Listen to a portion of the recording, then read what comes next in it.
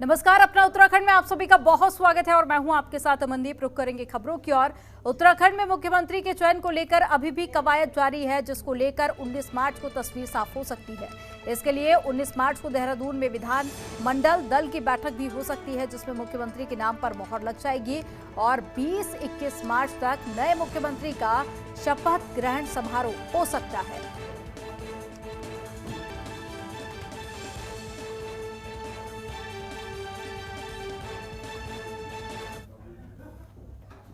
और आइए आपको ग्राफिक्स के जरिए बताते हैं कि उत्तराखंड में कौन कौन से नाम हैं जो सीएम बनने की रेस में आगे हैं। तो पुष्कर सिंह धामी, जिनका कई सारे विधायक समर्थन भी कर रहे हैं, और दूसरा नाम है सतपाल महाराज, जो कि बीजेपी के एक दिग्गज नेता माने जाते हैं, और तीसरा नाम अजय भट्ट। सीएम की रेस में अजय भट्ट का भी नाम शामिल है, और चौथा नाम है रमेश पोखरियाल निशंक। और साथ ही इस रेस में धन सिंह रावत के नाम का भी जिक्र किया जा रहा है। तो वहीं अनिल बलूनी भी इस रेस में शामिल है, और रितु खंडूरी भी सीएम बन सकती हैं उत्तराखंड की। और साथ ही मदन कौशिक के नाम पर भी चर्चा जारी है।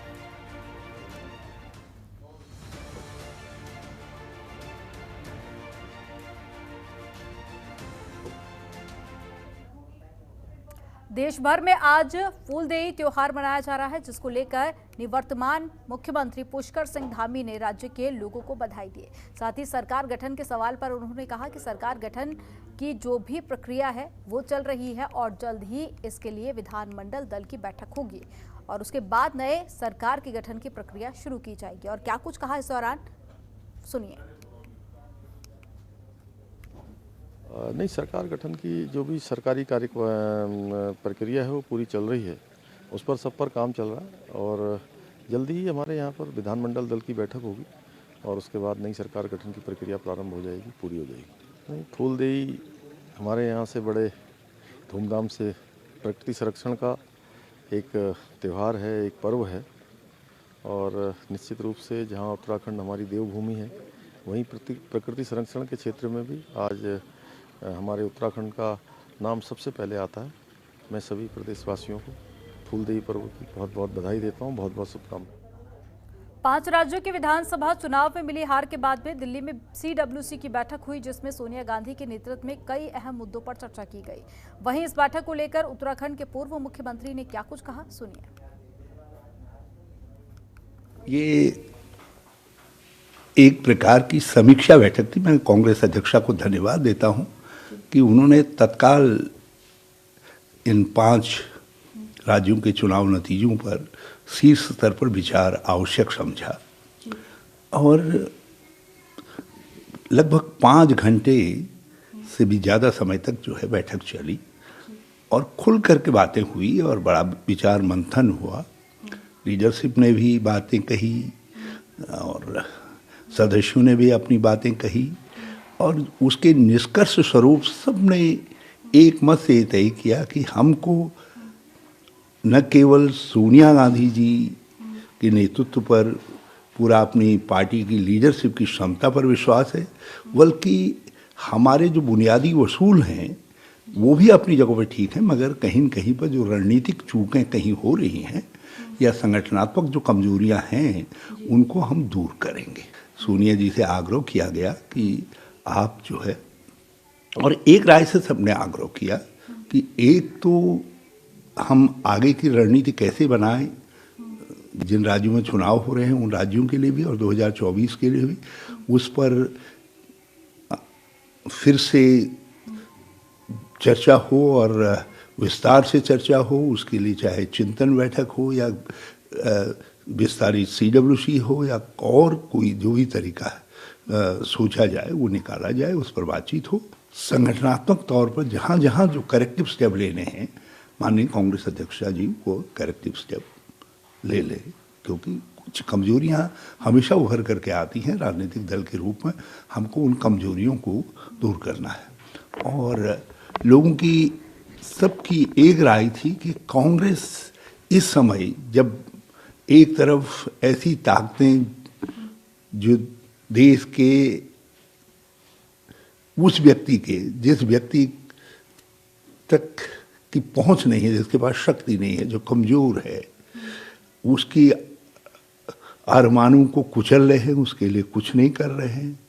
लोकतंत्र के लिए और लोकतांत्रिक संस्थाओं के लिए जिस तरीके से चुनौतियां पैदा हो रही हैं, आज इस सब बातों पर गहराई से मंथन हुआ और लोगों ने ये महसूस किया कि हमको फिर से और ज़्यादा शक्ति के साथ, पहले से ज़्यादा शक्ति के साथ और एकजुट होकर के काम करना है। हाँ, मैं उत्तराखंड के विषय में ये अवश्य कहना चाहता हूँ कि हम सब लोग इस निष्कर्ष के थे कि हम यहाँ जीत रहे हैं।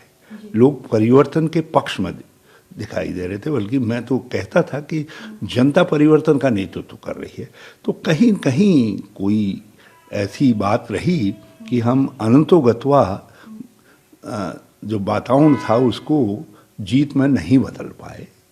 उन कमियों पर हम राज्य स्तर पर भी विचार करेंगे और चूंकि मैं अभियान समिति का चेयरमैन था, उस नाते उसकी जिम्मेदारी मैंने अपने ऊपर ली है और मैंने कार्य समिति में भी सभी सदस्यों से, लीडरशिप से क्षमा मांगी। मैंने कहा जो है हम आपकी एस्पिरेशन के अनुसार, आपकी भावना के अनुरूप रिजल्ट नहीं दे सके और मैं उससे पहले उत्तराखंड की जनता से भी माफी मांग चुका हूँ। बड़ी जीत मिली है, लेकिन अभी तक तस्वीरें साफ नहीं हुई हैं कि आखिरकार वहां का मुख्यमंत्री कौन होगा। वहीं इस मामले पर उत्तराखंड सरकार में मंत्री विशेन सिंह चुफाल का कहना है कि 19 तारीख को विधायक दल की बैठक में ये साफ हो जाएगा कि आखिरकार उत्तराखंड का मुख्यमंत्री कौन बनेगा और संगठन जिसका नाम तय करेगी सबको स्वीकार होगा। और उनसे खास बातचीत की हमारे संवाददाता ममता चतुर्वेदी ने। क्या कुछ कहा उन्होंने, सुनिए। उत्तराखंड में भारतीय जनता पार्टी ने बड़ी जीत हासिल की है, लेकिन मुख्यमंत्री पुष्कर सिंह धामी हार गए हैं। कौन मंत्री, ये जानना चाहते हैं उत्तराखंड सरकार। अगर उत्तराखंड की बात करें, सबसे पहले तो आप लोगों को जीत की बधाई और साथ ही ये सवाल लगा रहे हैं कि मंत्री विधानमंडल की बैठक बुलाई पार्टी ने, विधानमंडल बैठक में तय होगा कि भाई कौन मुख्यमंत्री होगा, कौन अपने भारतीय जनता पार्टी का नेता सदन होगा। आपको क्या लगता है कि कोई विधायक है उसने चाहिए पार्टी को नहीं, इस बारे में जो हाईकमान हमारी पार्टी केंद्रीय नेतृत्व वो तय करेगा, जो जिसका नाम भी तय करेगा वो हम सबको मान्य है। तो क्या आपको लगता है कि 20 तारीख तक तस्वीरें साफ हो जाएंगी कि उत्तराखंड में मुख्यमंत्री कौन होगा? 19 तारीख को शाम को विधानमंडल दल की बैठक में साफ हो जाए, उसी में तय होता है नाम। ये 19 तारीख को साफ हो जाएगा। आखिरी सवाल सर कि अगर बात करें तो होता नहीं था कि एक ही पार्टी रिपीट करे, एक बार भारतीय जनता पार्टी, लेकिन इस बार आप लोगों ने इतिहास रचा है। इस जीत को कैसे देखते हैं? इस बार बहुत सारे मिथक टूटे। ये कहते थे शिक्षा मंत्री नहीं जीतता है, शिक्षा जो एक बार शिक्षा मंत्री बन गया तो दोबारा नहीं जीतता है। उसी प्रकार से पेयजल मंत्री भी, मैं भी पेयजल मंत्री था, तो पेयजल मंत्री भी दोबारा नहीं जीतता है। तो ये सारे मिथक टूट गए। जो कहते कि कांग्रेस के लोग कहते थे कि इस बार हमारी सरकार बनने हमारा नंबर है, लेकिन ये सारा प्रधानमंत्री नरेंद्र मोदी जी ने जो उत्तराखंड के लिए, जो पूरे देश के लिए जो काम किया, उत्तराखंड के लिए विशेष ने जो पैकेज दिए और हमारी सरकार ने 5 साल तक जो काम किए, तो विकास कार्यों ने और जनता ने पुनः एक बार भारतीय जनता पार्टी पर भरोसा जता रखा है। और जो भारतीय जनता पार्टी ने अपना घोषणा पत्र है उसी के अनुरूप जनता ने हम पर विश्वास जताया। निश्चित रूप से हम जनता के जो वायदे हैं उन वायदों को पूरा करेंगे। वक्त देने के लिए शुक्रिया। तो आप सुन रहे थे विशेन चुफाल जी, उनका साफ तौर पर कहना है कि उत्तराखंड की जनता जो इंतजार कर रही है, 19 तारीख को जब विधायक दल की बैठक होगी तो तस्वीरें साफ हो जाएंगी कि आखिरकार उत्तराखंड का मुख्यमंत्री होगा कौन। कैमरा पर्सन सुमित के साथ ममता चतुर्वेदी, जनतंत्र टीवी, दिल्ली। उत्तराखंड में प्रचंड बहुमत मिलने के बाद सीएम पद का चुनाव अभी तक नहीं हुआ है। उत्तराखंड बीजेपी के प्रदेश अध्यक्ष मदन कौशिक के नेतृत्व में चुनाव लड़ा गया और मदन कौशिक ने भी हरिद्वार से लगातार 5वीं बार भारी मतों से जीत दर्ज की। वहीं हरिद्वार के साधु संतों ने मदन कौशिक को उत्तराखंड का मुख्यमंत्री बनाने की मांग की। मदन कौशिक हरिद्वार के शांभवी धाम में साधु संतों की होली में शिरकत करने पहुंचे थे और इस दौरान संतों की मांग उठाई। और मुझे भी लगता है कि निश्चित रूप से जो व्यक्ति चाहे वो देवेंद्र फ्री है तो मदन कौशिक के नाम पे भी विचार करना चाहिए, क्योंकि प्रदेश अध्यक्ष के रूप में निश्चित रूप से वो जो काम किया है उन्होंने, और उनके ही नेतृत्व में चुनाव लड़ा गया, पुष्कर सिंह धामी के चेहरे पे चुनाव लड़ा गया, तो इन दोनों नाम पे जरूर चर्चा करनी चाहिए। और चूंकि पुष्कर सिंह धामी चुनाव हार चुके हैं, इसलिए मदन कौशिक के नाम पर विचार करना चाहिए और मदन कौशिक को ही मुख्यमंत्री बनाना चाहिए। बहुत दिनों से बड़े बड़े पद पे रहे, उन्होंने बहुत काम किया हरिद्वार के लिए। कोई दावेदार नहीं होता, जो भी तय होगा वो सभी का सामूहिक तय होता है, और मैं समझता हूँ कि इस प्रकार का कोई नाम चलना चलाना ये सब मीडिया का काम है। बाकी जो भी होगा निर्णय वैसे होगा। कब तक माना जाएगी? चुनाव में हार के बाद नेता अक्सर ईवीएम पर हार का ठीकरा फोड़ते हैं, लेकिन यहां मामले उलट है। लक्सर विधानसभा सीट से जीत हासिल कर चुके बसपा के विधायक मोहम्मद शहजाद ने ही ईवीएम पर छेड़छाड़ का आरोप लगाया। मांग की कि आगे आने वाले चुनाव ईवीएम की जगह पर बैलेट से कराए जाएं।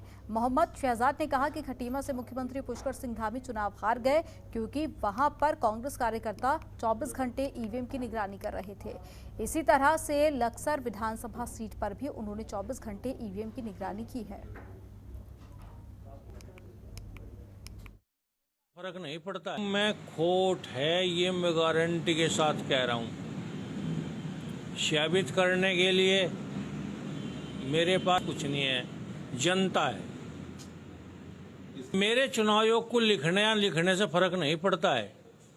फर्क पड़ता है जो पार्टियां उन्हें ईमानदार होकर एक होकर के संघर्ष करना पड़ेगा पूरे भारत की पार्टियों को, तब ये बैलेट पर चुनाव आएगा तो लोकतंत्र बचेगा, वरना लोकतंत्र नहीं है। कुल लोकतंत्र की जीत ये ईवीएम है, मैं तो यही मानता हूँ।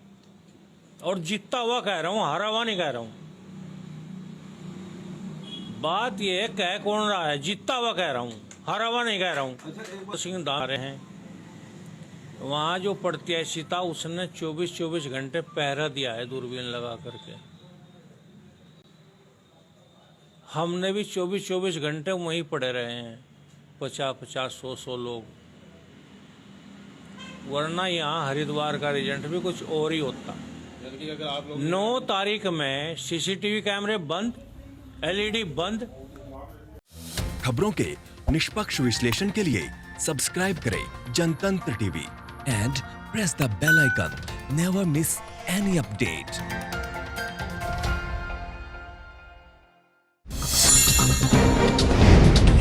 डाउनलोड कीजिए जनतंत्र टीवी ऐप को, जो कि अवेलेबल है गूगल प्ले और ऐप स्टोर पर।